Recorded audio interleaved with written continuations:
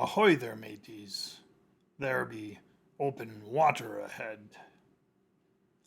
And welcome to another Stellarian Games video. In this episode, we're going to be covering how to make some UDT water terrain, which looks sort of like this. This is just a large styrofoam disc covered and painted to make it look like water. I really enjoyed this project simply because it gave me a chance to do some techniques that I haven't used before. Namely, the idea of using white glue and toilet paper to make water effects. There are other YouTube videos on how to do that in a little bit more detail.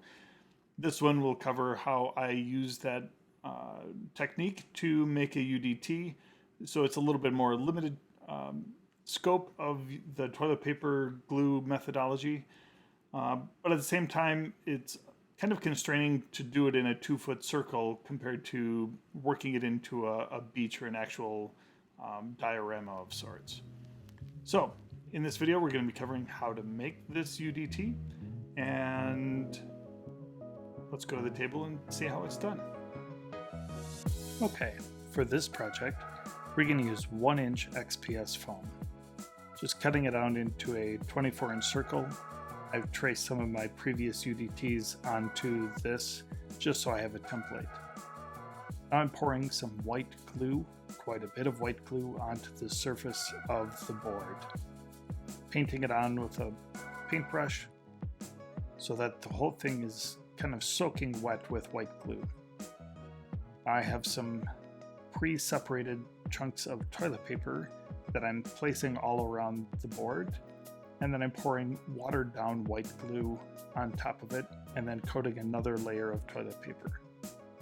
Adding another layer of that watered down white glue and letting that soak in.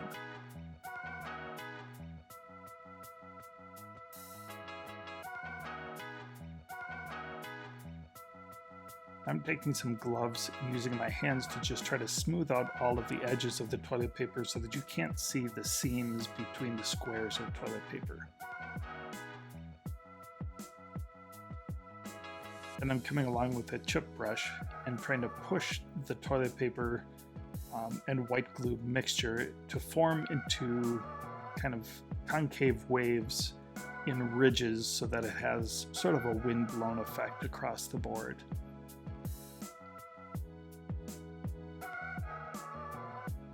Just using the bristles to kind of push in and make waves and make some arcs along the way so that it has sort of that wavy look. Once that is completely dry, and that takes a couple days probably to really dry solid, I'm taking a scissors and cutting off the edge of the toilet paper that's sticking over the lip of the board. That lip ended up being pretty sharp, so I used some sandpaper to sand that edge of the glued toilet paper. Now I'm using white paint in Mod Podge. This is the first time I've really used the white paint mixture, and I wanted to have a light base coat for the water, so I decided to use the white paint and mix that up just for this batch.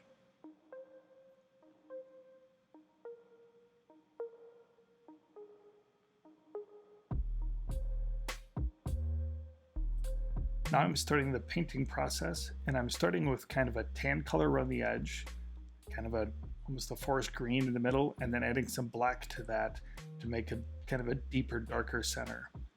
I'm using some blue and water and mix all that together to form kind of an aqua color in various different patchiness all over the board. Once that was dry, I'm using some aqua paint and just dry brushing over the waves to hit kind of the highlights of the waves to make them, the peaks and the crests of the wave to be a little bit higher than the rest of the board.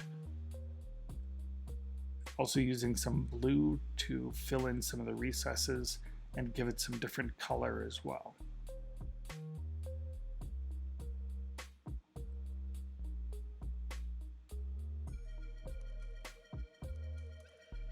This would kind of simulate reflections, and then I'm using some white to hit some of the peaks to simulate the white caps on the wave. This is a coat of gloss medium. I've used this before on other water projects. I like how the glossiness looks for the water. For this one, it ended up giving it a little bit of a foaminess to the top, which for the wild open water is a good technique. Then I'm coming along and just coating the entire side and bottom with some black paint and Mod Podge. So here's the finished product. With just a single coat of the gloss, it looks pretty sharp. I really like how the waves and the toilet paper waves turned out in the end. This can be used with rocks to form rivers. It can be used for open water. It's big enough to hold some of my larger ships, so you can have small sea battles, obviously not full encounters, but good enough for running UDT type terrain. I hope you like this video. If you do, please hit the like button, subscribe, and we'll see you again next time. Thank you.